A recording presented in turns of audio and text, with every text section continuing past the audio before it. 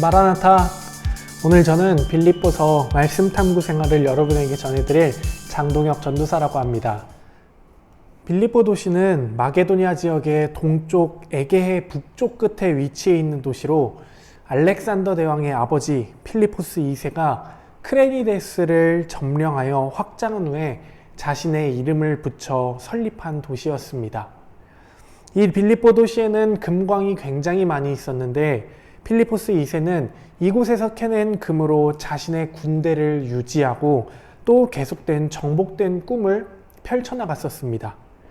그런데 이게 하나님의 섭리였을까요? 필리포스 2세와 알렉산더 대왕은 빌립보 동쪽을 점령하여 헬라어가 모든 지역에 통용되게 하고 또 헬라 문화가 동방 지역 전체를 점령하게 만들었죠. 이렇게 이들이 다져놓은 이 기초는 후에 사도 바울이 복음을 들고 동방에서 서방으로 가는데 큰 도움을 주게 됩니다. 빌립보 교회는 사도 바울이 꿈에서 마게도니아 사람이 와서 도와달라는 환상을 보고 간 마게도니아 지방의 첫 도시였으며, 그리고 2차 전도 여행 때 동유럽 지역에 세운 공동체, 더 나아가서 유럽 대륙의 첫 교회였습니다. 사실 빌립보에는 퇴역한 군인들이 거주하는 곳으로서 로마에 대한 애국심이 굉장히 남달랐던 곳이죠. 그래서 바울은 이 세상의 구원자이고 또 이 세상의 왕이 되신다는 그 예수님을 빌립보에서 선포할 때 큰 반대에 부딪히곤 했습니다. 심지어는 바울이 그곳을 떠난 후에도 예수님의 제자가 된 빌립보 교인들은 계속된 박해와 그리고 그러한 고통에 아주 힘들어했다고 하죠. 그렇지만 그들은 공동체를 끝까지 유지하며 예수님을 신실하게 따랐었습니다. 성경에서 빌립보 교회에 대한 이야기는 사도행전 16장에 아주 잘 나타나 있습니다. 바울은 자색옷감 장사였던 루디아, 이 루디아를 만나서 그녀의 집에서 교회를 처음 시작하게 되었으며, 또 점치는 귀신 들린 여종을 치료한 것으로 인해서 굉장히 많이 맞고 감옥에 갇힌 후에, 그리고 거기서 만난 간수를 구원하는 등 다양한 경험을 하게 됩니다.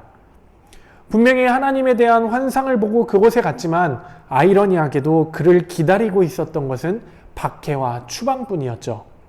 이러한 독특한 인연 때문인지 빌립보 교회는 바울을 더 특별하게 사랑했던 것 같습니다. 빌립보에서는 바울이 감옥에서 갇힌 그 상황에서 빌립보 교인들에게 보낸 옥중 서신입니다. 빌립보 교회는 교인이었던 에바브로디도라는 자를 택해서 바울을 돕기 위해 마련한 그 후원금을 그에게 전달하기 위해서 파송을 했는데요. 빌립보 교인들은 그렇게 바울의 옥바라지를 도왔습니다. 바울은 이 서신을 보내 그들을 감사하게 여기고 그 정성에 굉장히 감사하게 여겨 일종의 감사 카드처럼 빌립보서를 써서 자신을 찾아온 에바브로디도 편에 보냈으며, 또 다른 편지에서도 그런 사실을 언급하고 있습니다. 그러니 에베소서와 골로새서 내용이 굉장히 교리적이라면 상대적으로 오늘 읽은 우리가 이 빌립보서는 굉장히 간증적이고 그리고 실천적이라고 우리는 말할 수가 있겠죠. 그러나 편지가 기록될 이 당시에는 빌립보에 두 가지 문제가 있었던 것 같습니다. 하나는 거짓 교사들의 등장이었고요. 또 다른 하나는 교회 안의 성도들 사이에서 갈등이 있었던 것으로 보입니다. 특히나 유오디게와 순두게라는 이 두 여성 지도자들에게 같은 마음을 품으라고 권하는 것을 보면은 교회 갈등은 아마 이 두 여성들과 관련된 것으로 보입니다. 바울은 우리 빌립보 교회가 보내준 이 헌금에 감사하면서 다른 한편으로는 교회 안에 나타난 거짓 선지자, 거짓 이 교사들을 유혹을 경계하면서 또 긴장 관계를 보이는 이 성도들의 문제를 해결하기 위하여서 이 서신을 기록한 것이죠. 빌립보서는 다른 바울의 서신들과 비교해서 구조적으로 큰 다른 점은 보이지 않습니다. 하지만 3장 2절부터 4장 1절까지 이 서신의 흐름을 볼 때 독특한 어조와 내용으로 된 것으로 우리는 볼 수가 있습니다. 앞서 보시면 1장 27절부터 30절이나 2장 21절에서도 거짓 교사들에 대한 언급이 있는 것으로 보이지만 3장 2절부터 4장 1절의 어조는 같은 거짓 교사들에 대한 말임에도 빌립보서 어느 곳에서도 찾아볼 수 없는 아주 격한 표현입니다. 개들을 삼가고 행악하는 자들을 삼가고 몸을 행하는 상해하는 일을 삼가라. 또 여러 사람들이 그리스도의 십자가의 원수로 행하느니라. 이 말씀을 보면 우리는 알 수가 있죠. 반면 3장 1절은 4장 2절과 굉장히 자연스럽게 연결되는 것처럼 보입니다. 같은 주제인 같은 마음을 품고 주 안에서 기뻐하라 라는 이 주제로 말씀이 서로 연결이 되는데요. 이 때문에 어떤 학자들은 뜬금없는 분위기에 3장 2절부터 4장 1절이 빌립보 교회에 별도로 보낸 서신인데 나중에 지금의 이 문맥에 결합된 것일 수도 있다고 추측하기도 합니다. 한편 2장 6절부터 11절은 바울이 인용하고 있는 초대교회의 찬송가 가사입니다. 헬라어 원어를 보면 더욱더 이것은 잘 나타나게 되는데요. 이미 바울 이전의 초대교회는 이러한 찬송가를 굉장히 많이 불렀었습니다. 그래서 오늘 이 빌립보서뿐만 아니라 골로새서에도 이와 같은 찬송가 가사를 인용한 말씀을 우리는 볼 수가 있습니다.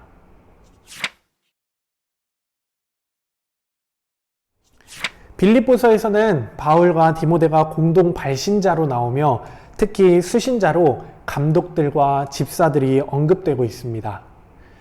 초대교회에서 이 감독과 집사라는 이 직분이 언급되고 있는 것은 굉장히 이례적인 일인데요. 하지만 이 직분은 우리가 오늘 사용하고 있는 이 교회의 직분과 동일시하는 것은 다소 무리가 있어 보입니다. 이어지는 감사의 말에서는 바울의 굉장히 따뜻한 말이 나타나죠. 바울은 빌립보 교회의 성도들이 과거에 처음 믿음을 가지게 될 때부터 그리고 현재의 믿음 상태 그리고 앞으로의 구원의 날에 이르기까지 회상하며 칭찬하고 또 격려를 합니다. 그리고 앞서 말씀드린 대로 바울에게 헌금을 보내줌으로써 이 고난에 기꺼이 동참하는 모습을 보고 함께 은혜에 참여하게 된 자가 됨이라고 표현을 하고 있습니다. 이어서 바울은 감옥에 갇힌 자신의 이 현재를 빌립보 교인들에게 굉장히 솔직하게 털어놓습니다. 그러면서 자신이 이 매임이 복음 전파의 발전을 가져왔음을 확신하죠. 그리고 어떠한 상황 속에서도 지금 이 복음 전파의 사명을 결코 포기할 수 없다고 말합니다. 심지어 내일 당장 자신에게 사형 판결이 날 수 있음에도 불구하고 그는 그 다짐을 포기하지가 않죠. 바울은 말씀에서 죽어서 그리스도와 함께 영원히 살고 싶지만 성도들을 위하여 더 살고자 할 뿐이라고 합니다. 그렇게 말할 수 있는 것은 그 자신에게는 살고 죽는 것이 아무런 문제가 되는 것이 아니라 오직 그리스도가 존귀하게 되는 것, 이 하나가 문제였기 때문이죠. 유명한 말씀 1장 20절부터 21절의 말씀을 제가 그래서 한번 읽어보도록 하겠습니다. 나의 간절한 기대와 소망을 따라 아무 일에든지 부끄러워하지 아니하고 지금도 전과 같이 온전히 담대하여 살든지 죽든지 내 몸에서 그리스도가 존귀하게 되려 하나니 이는 내게 사는 것이 그리스도니 죽는 것도 유익함이라. 아멘. 이제 바울은 지금의 고난의 상황을 설명한 후 빌립보 교인들에게도 그와 같은 고난의 상황이 올 수도 있기 때문에 그리스도를 위하여 고난을 받는 것일 수 있는 것이 은혜라고 말합니다. 바울의 큰 관심은 교회의 성도들이 겸손하게 같은 사랑과 또 한 마음을 품고 주를 섬기는 것, 이 단 한 가지였습니다. 그래서 바울은 성도들의 겸손을 위한 모범으로 예수 그리스도의 그 낮아지심과 높여지심을 노래하는 초대교회의 이 가사를, 찬송가 가사를 인용합니다. 소위 그리스도 송가라고 불리우는 이 찬송가는 6절부터 8절 그리고 9절부터 11절로 나뉘게 됩니다. 6절부터 8절은 하나님의 동등하신 그 영광스러운 예수에서 그 모든 영광을 다 버리고 인간이 되셨을 뿐만 아니라 가장 비참한 십자가에서 죽음까지 감당하셨다고 노래합니다. 즉 예수님의 성육신과 십자가의 죽음을 노래하고 있는 6절부터 8절까지의 노래 내용이죠. 그에 반해 9절부터 11절은 예수님의 부활과 승천을 노래하고 있습니다. 예수님의 그 낮아지심에 대한 하나님의 반응은 그를 높이셔서 천하의 주권자가 되게 하신 것이죠. 이러한 겸손함과 낮아짐이라는 예수님의 마음을 성도들이 품게 된다면 서로 겸손해지고 한 마음이 되어 주님의 일을 이룰 수 있다고 말합니다. 아마도 빌립보 교인들 사이에서 상당한 분열, 이러한 긴장감이 있다는 소식을 듣고 그에 대한 하나의 해결책으로서 찬송가 가사를 인용해 가르치고 있는 것으로 보입니다.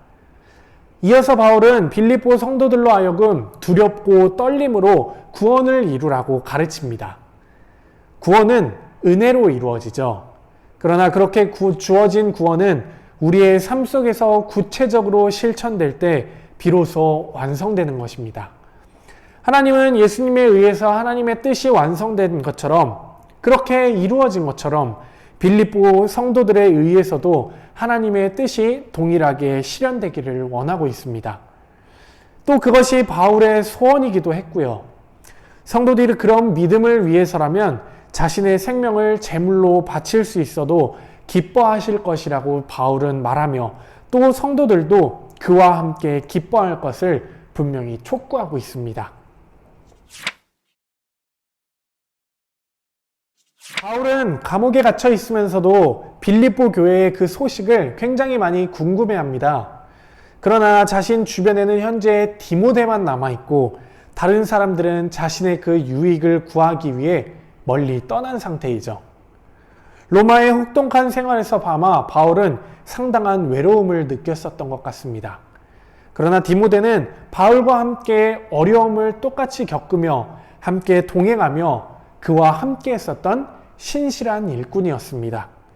그러므로 이 디모데를 빌립보 교회에 보내 좋은 소식을 가져오기를 기대하죠. 한편 에바브로디도는 빌립보 교회에 속한 성도로서 4장 18절을 보면 바울에게 줄 선물을 가지고 왔던 사람입니다. 선물을 전해주고 빌립보로 돌아가기 전에 그는 심한 병이 들어 거의 죽을 뻔한 상황에 처했지만 하나님의 은혜로 회복이 되었고 바울은 그를 빌립보 교회로 돌려보내게 됩니다. 말씀을 보시면 느끼시겠지만 매우 부드러운 느낌의 3장 1절과 그리고 날카로운 비판을 하고 있는 3장 2절과는 서로 연결이 잘 되지 않는 것 같습니다. 내용적으로 보더라도 교회가 하나가 되라고 가르치는 2장 1절부터 18절을 이어받는 이 3장 1절은 후에 하나님 교회의 하나됨을 다시 강조하고 있는 4장 2절, 그 다음으로 연결되는 것이 어조나 아니면 주제에 있어서도 더욱더 자연스러워 보이죠. 3장 2절부터 바울은 그가 없는 사이에 나타난 이 거짓 교사들을 매우 강력하게 비판합니다. 말씀을 보았을 때 아마 그들은 유대인들로서 육체적인 혈통을 자랑하면서 또 한편으로 성도들에게 할례 받는 것을 아주 강조했던 것 같습니다. 바울은 그들은 십자가의 원수이며 또 그들의 마지막은 멸망이라고 아주 강하게 비난하죠. 5절부터 이 거짓 교사들에 맞서서 바울은 자신의 과거를 회상하며 자기 자신을 모범으로서 제시합니다.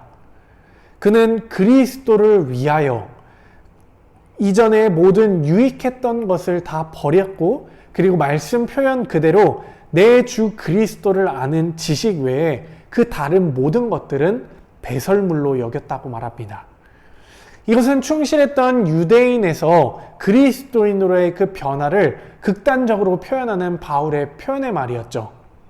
이것에 근거해 그 전에 자신이 믿고 있었던 할례를 받는 등의 그러한 율법을 지켜야 구원을 얻을 수 있다는 이 가르침이 얼마나 어리석은 배설물과 같은 것인지를 빌립보 성도들이 알기를 바울은 바랐습니다. 그래서 바울은 9절에서 믿음의 의와 그리고 율법의 의를 서로 대조하면서 간곡하게 요청하고 있는 바울입니다. 그러나 이 목표는 종말의 때에나 이루어질 것이며 지금 우리들의 이 삶은 목표에 이르기 위하여 경주를 하고 있는 삶입니다. 그래서 빌립보 성도들이 우리 모두가 주 안에 굳게 설 것을 간절히 바라고 또 간절히 바라고 있는 바울입니다. 이 3장 1절에 같은 말, 이것을 다시 쓰는 것은 아마도 2장 1절부터 18절에서 교회의 하나됨을 말한 후에 다시 동일한 말씀을 반복해서 말하는 것을 의미하는 것 같습니다. 교회가 하나가 되어야 한다는 이 메시지를 전하는 중간에 갑자기 무슨 생각이라도 난 듯 거짓 교사들의 문제를 설명한 후에 그리고 바울은 다시 4장 2절부터 본래 메시지인 교회의 하나됨이라는 교훈으로 되돌아오게 됩니다. 유오디게와 순두게는 모두 여성 교인들이었는데 이들은 빌립보 교회에 굉장히 성장에 중요한 역할을 했었던 인물로서 보입니다. 나중에 교회 안에서 서로 갈등 관계에 있기도 했죠. 이어서 빌립보서에서 자주 나오는 멘트, 기뻐하라 라는 메시지가 다시 나옵니다. 4장 4절부터 9절의 말씀이죠. 항상 기뻐하고 또 걱정하지 말며 그리스도인의 선한 삶을 살아야 하는 두 가지 이유입니다. 바로 5절처럼 주님께서 가까이 다시 왔다는 것이고 다른 하나는 하나님에 대한 믿음이었죠. 하나님께서는 인간의 생각을 뛰어넘어 그리스도 예수 안에서 믿는 사람들을 지키시고 또 인도하실 것입니다. 바울은 마지막으로 빌립보 교회가 바울에게 보내준 여러 가지 사랑의 선물을 생각하면서 기뻐하고 감사하고 있습니다. 사실 바울은 주님을 위하여 죽음까지도 감당할 준비가 되어 있기 때문에 가난 정도는 극복할 수가 있을 것입니다. 또 빌립보 교회가 굳이 물질을 보내주지 않아도 됐었습니다. 그러나 빌립보 교회가 보내준 이 물질은 단순한 물질이 아니었고 그것을 훨씬 넘어서는 바울의 고난에 동참하는 것이었습니다. 그리고 곧 복음의 확장에 함께 참여하는 것이었죠.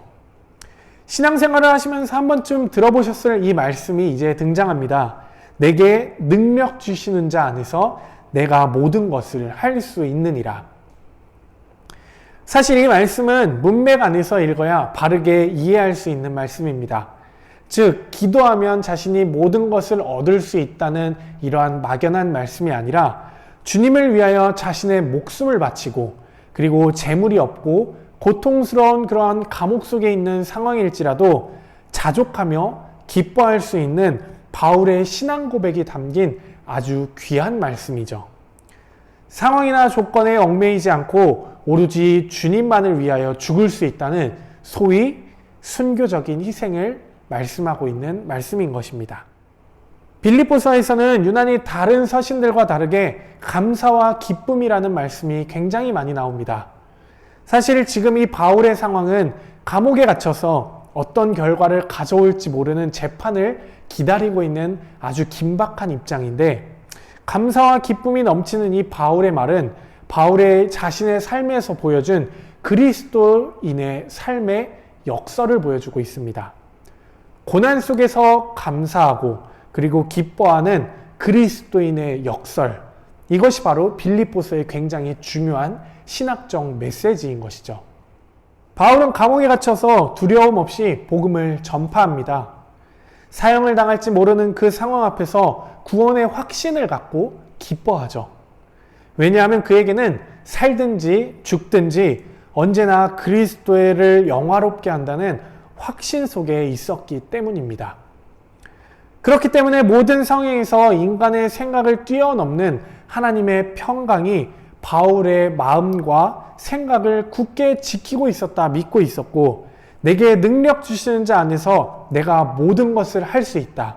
그리고 모든 상황 속에서 자족하는 비결을 배웠다라는 이 고백은 그렇기 때문에 절대 거짓된 바울의 외침이 아니었습니다. 바울은 이러한 하나님에 대한 믿음을 예수 그리스도에게서 찾았죠. 2장 6절부터 11절 이 말씀을 통해 예수 그리스도가 낮아짐으로써 오히려 높여지는 그러한 역사를 바울은 분명히 보았고, 그러므로 자신도 예수 그리스도의 그 고난에 참여함으로써 함께 기뻐하고 있는 것이죠. 그의 인생이 지금과 같은 고난으로 끝나는 것이 아니라 영원한 그 영광의 몸으로 변화될 것을 믿는 바울이었습니다. 그래서 그는 고난 중에서도 기뻐하고 또 감사할 수 있었습니다. 그리스도를 본받는 이 사도의 삶, 이 바울의 삶은 그리스도인들의 새로운 삶의 원형이 되어야 합니다. 예수님께서는 십자가에 달리기까지 낮아지시고 또 포기하는 그러한 자신의 삶을 통해서 성도들을 위한 삶의 모범을 분명히 보여주셨죠. 그래서 예수님께서는 자신께서 자신을 높이기보다 십자가에서 스스로 희생하신 것처럼 그리스도인들도 이기적인 그러한 싸움에서 살아가서는 안 되고 오히려 겸손과 일치된 삶을 보여주기를 바랐습니다. 그렇게 예수님을 본받는 삶을 성도들이 살아간다면 지금 빌립보 교회 안에서 문제가 되고 있는 그러한 갈등은 전혀 문제될 것이 없었죠. 오늘 말씀 탐구 생활을 함께하고 있는 우리 동수교회 성도님들도 바울과 마찬가지로 아직 구원의 완성에 이르지 못하였고 아직도 여전히 그리스도의 그 재림의 날과 심판의 구원의 날을 기다리고 있다는 그러한 분명한 의식 가운데서 예수님을 따라가는 삶을 사시기를 간절히 소망합니다. 하나님께서는 그렇게 살고자 하시는 그리스도인들 안에 거룩한 의지를 주실 것이며 또 그러한 의지를 이루시는 분이십니다. 그리스도인의 삶은 성령 안에서 지금도 활동하고 있는 하나님의 능력 안에 뿌리를 내리고 있는 것입니다. 사랑하는 동수교회 성도 여러분, 사도 바울은 오늘 빌립보서에서 우리가 어떻게 하면 하나님 앞에서 진정한 위대함을 얻을 수 있을지를 얘기해 주고 있습니다. 바로 우리가 예수님의 그 겸손함을 담는 것이죠. 그리고 그것은 잘난 체하거나 내가 완벽한 삶을 사는 척을 하는 게 아니라 그리고 다른 사람들 앞에서 내 자신을 높여 보이는 것이 절대 아닙니다. 그저 예수님처럼 우리 주변에 있는 사람들을 묵묵히 섬기는 일이며 그리고 그들이 더 나은 사람이 되도록 우리가 도리어 그들을 높여주는 것입니다. 오늘 이 말씀 탐구 생활에 함께하며 그리고 또 앞으로 빌립보서를 함께 묵상하시는 모든 성도님들께서는 우리가 주변에 있는 많은 사람들을 섬기고자 겸손함으로 그렇게 우리가 성장을 할 때 그때 우리 또한 서로 연합하는 가운데 자라나게 될 것이며 이 빌립보서의 말씀의 능력을 우리가 기꺼이 그럴 때 경험할 수가 있을 것입니다. 아무쪼록 짧지만 6일 동안의 이 말씀 묵상이 그러한 빌립보서의 말씀 묵상의 시간이 되시기를 주님의 이름으로 간절히 소망합니다.